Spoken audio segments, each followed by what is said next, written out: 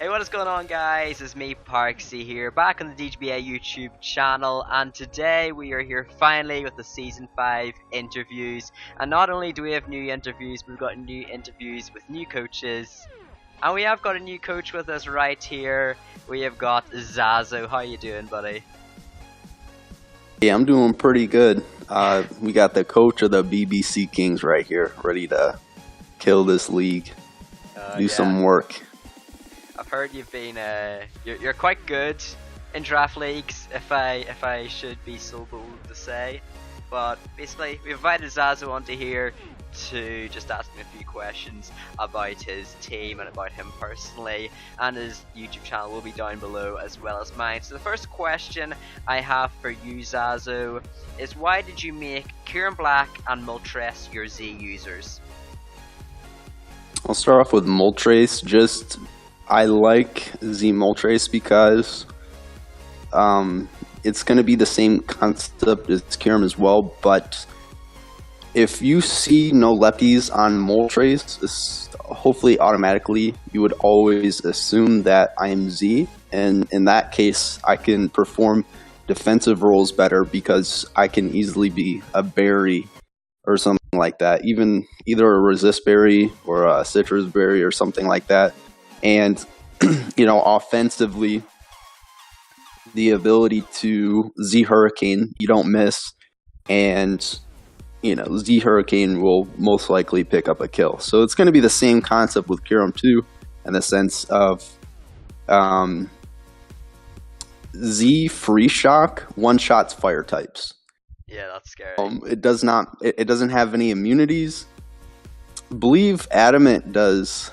It does around like 50% to a Metagross, which is like incredibly bulky and is generally a defensive pivot. So it's a turn where I don't have to predict anything, and so there's of course Z Free Shock is going to be your main Z abuser on that. But if I need a specific, Kyurem-Black easily can be a fairy check in the same sense, because you would think like fairies check Kyurem-Black because fairies check dragons, but Kyurem-Black outspeeds most fairies, and Z Ironhead will easily take out pretty much any fairy.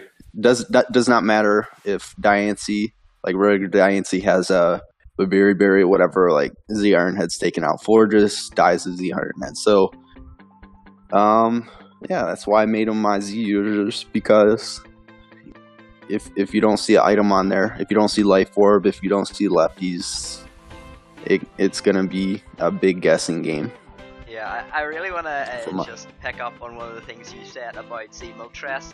That's going to be really scary because you're going to have your rock type in, and not only when you see no leftovers on Moltres or no life orb or whatever, you're going to fear it either being A, Chardy Berry, or B, Grass CMZ, Solar Beam, or something along those lines just to take on your counters. So it's going to be really scary, and most people are probably going to have to do a few doubles to really work out what item your Moltres is holding. But my next question for you is there any particular reason why you picked the BB Seakings to be your team name? My boy Metagross actually gave this nickname to me. I forget how this all even started, but there's many just things that I've had with some close friends where inside jokes come, and I actually met him in real life, and I was joking around in a store asking if the store had some BBC sausages, and I don't know, it's just more so just an inside joke. Yeah. But I don't know, it's just funny is all, obviously. Oh, trust me, you'll get to know a lot of inside jokes from the DGBA. You might have heard about Pachirisu or Avalugg, but there's a lot here, so I'm pretty sure that you'll fit very well with the gang. But my next question is, what do you think is going to be the kill leader on your team? Because you've got a lot of really good threats like Kyurem-Black, Mega Gallade, and Nihilego. What do you think is going to be the kill leader?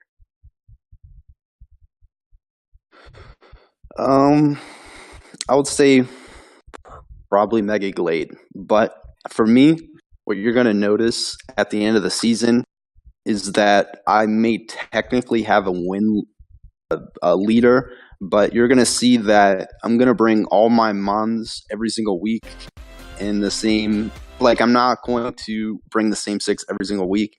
And so I'm not always going to bring Kyurem every single week. I'm not always going to bring Gallade every single week. So even though I probably think Mega Gallade's probably going to get the most kills, if it does, it's only going to be just by a hair. And you're mostly going to see like my top 4 mons all having like, a lot of same ballpark amount of kills. So yeah, okay, that's fair enough. So the next question is more about your battling style, I guess I should say. And I know you already went against Kochuk, but what do you think that your win to loss ratio, or what do you think your record will be by the end of DGBA, assuming that of course you play your 7 games? So since there's only 7 games, I generally start off pretty good, and then I start getting a little lazy at the end of the season. But because once I clinch playoffs or whatever, but because this is a short season and I want to clinch playoffs as soon as possible, I see myself having a winning record. My goal is to go undefeated, so that's the standard of which I hold myself to. Yeah, I mean, I definitely feel like you could go undefeated just because Oak's a really good battler. I've only been truly in this since season 4, but he's made it to playoffs all the seasons I've been there. For the week I was in there for season 3, so he's a very good person in the league, and he's made it to playoffs a lot of times. And you 5-0'd him. And the only reason I would say you got 5-0'd is, or not 6-0'd him, is because he froze your Krookodile, then he credits, then you remain frozen.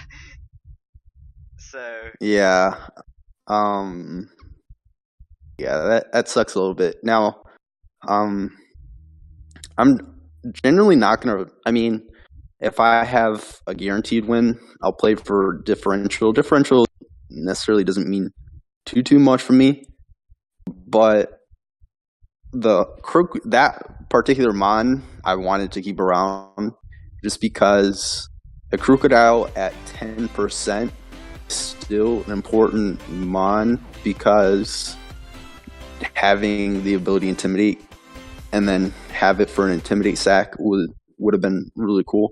So that part sucked, but I had a really good strategy versus him, and didn't get to use all my tools versus him, but unfortunately I don't feel like I knew exactly what his game plan is going to be, and so I feel like if I know what my opponent's game plan is going to be, can definitely execute on that. And in the sense of, he had the hail plus setup sweepers, and I pretty much brought the definition of a counter team in the sense of I had 2 defoggers, which gets rid of the veil, and then I also had a brick break Megalade that also gets rid of the veil, and I had Scarfer to outspeed if a mon were to set up. So I felt pretty comfortable. I felt pretty confident in the match, and I was able to execute, so that was pretty cool.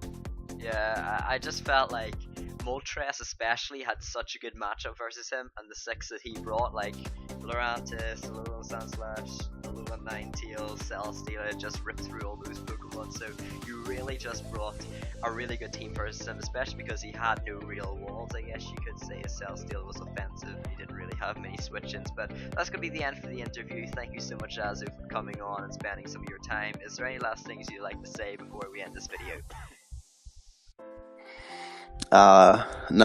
Just respect the lizard life and keep doing your thing. So just excited to play in this league, and hopefully have some good Stunfisk choice specs set. So that's all I got. I will literally PayPal you a $5 if you actually do bring choice specs stuff. But that is going to be it for us. The GOAT set. his channel will be down below as well as mine. There's going to be more interviews up on the channel for the next few days, so make sure to be hyped for that. That's going to be the end of the interview, and I will see you guys in the next video. Goodbye.